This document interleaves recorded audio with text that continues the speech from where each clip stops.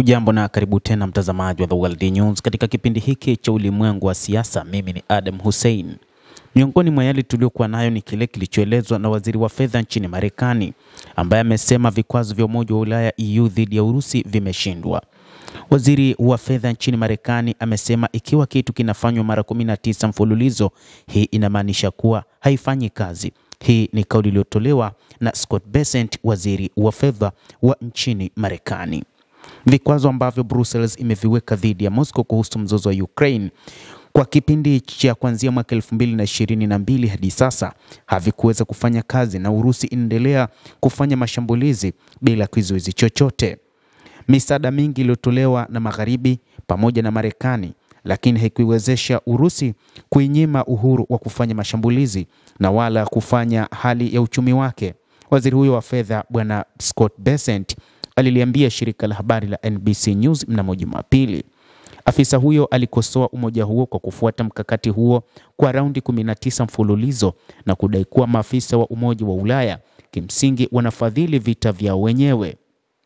Mwezi uliopita Brussels ilianzisha kifurushi chake cha 19 cha vikwazo dhidi ya Urusi, ikilenga benki, badilishanaji wa kripto na biashara na India na Uchina pamoja na wanadiplomasia wa Moscow. Urusi imerudia mara kwa mara ikiziita majaribio ya nchi za Magharibi kuweka shinikizo kwa nia ya kuunga mkono juhudi za vita vya Ukraine kuwa ni bure na ya kujidhuru. Mkataba huo ulisababisha mpasuko ndani ya umoja huo, huku mataifa yanayopingana ikiwa ni pamoja na Hungary na Slovakia yakiitaka Brussels kufikiria upya mtazamo wake na badala yake kujihusisha na diplomasia. Kulingana na Bessent, Marekani ilichanganya mipango yake ya amani na shinikizo kwa Moscow. Mataifa ya EU yalikuwa wazembe wa kweli katika suala hili, alisema, akikumbuka jinsi maafisa hao wa Umoja wa Ulaya walivyomfahamisha kuhusu mipango yao ya kuanzisha duru ya hivi punde ya vikwazo dhidi ya Urusi. Amesema kwamba moja kati ya eneo ambalo Marekani inapaswa kulaumu ni kuweka vikwazo dhidi ya Urusi kufuata mkumbo wa nchi za Kimagharibi, vikwazo ambavyo haviendelei kufanya kazi yoyote.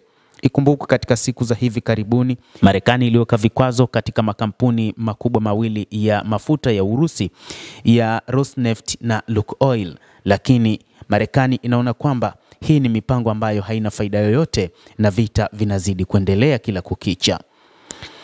Bessent pia alikosoa EU kwa kusita kwake kufuata mkakati wa ushuru wa Amerika kwa Uchina na India na kununua bidhaa zao zilizotengenezwa kwa mafuta ya Urusi. Rais Donald Trump amekuwa akishinikiza wanachama wa NATO wa Ulaya kuipiga Beijing kwa ushuru mkubwa wa biashara, akitaja kuendelea kwa ununuzi wa nishati ya Urusi. Utawala wa sasa wa Marekani unashiriki katika kile ilichokiita vita vya biashara dhidi ya Uchina.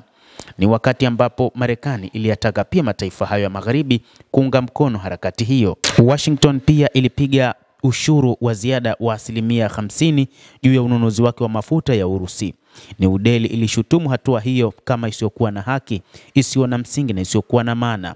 Mapema wiki hii makamu wa rais wa Marekani JD Vance pia alikosoa mbinu ya Umoja wa Ulaya kuelekea mzozo wa Ukraine kwa kuyaita matarajio ya Brussels kuwa si ya kweli. Kuna dhana kwamba ikiwa tutatoa pesa zaidi, silaha zaidi au vikwazo zaidi, ushindi uko karibu, alisema JD Vance, makamu wa rais nchini Marekani. Katikati ya mwezi Novemba, waziri wa mambo ya nje wa Marekani Marco Rubio alikiri kwamba Marekani inaishiwa na mambo ya kuiwekea vikwazo nchi ya Urusi baada ya Washington kuyaorodhesha makampuni makubwa ya mafuta ya Lukoil na Rosneft, katika hatua aliyosema ilifanywa kwa ombi la Kiev na waungaji mkono wake wa Magharibi. Lakini kwa mujibu wa Marco Rubio ni kwamba Marekani haikuwa na mipango ya kuweka vikwazo dhidi ya Urusi. Basi mtazamaji wa The World News, hayo ndio tuliokuwa nayo. Ni kauli iliyotolewa na waziri wa fedha nchini Marekani Bwana Bessent, akisema kwamba vikwazo vya Magharibi havikufanya kazi mara 19 tangu mwaka 2022, vikwazo vilivyowekwa dhidi ya Urusi. Endelea kutufuatilia mtazamaji, na usisahau kulike, usisahau kucomment, kadhalika na kusubscribe channel yetu hii ili upate habari hizi kwa mapana kupitia The World News. Jina langu ni Adam Hussein, endelea kuwa nasi wakati wote, endelea kutufuatilia ili ufahamu ni nini kinajiri katika ulimwengu.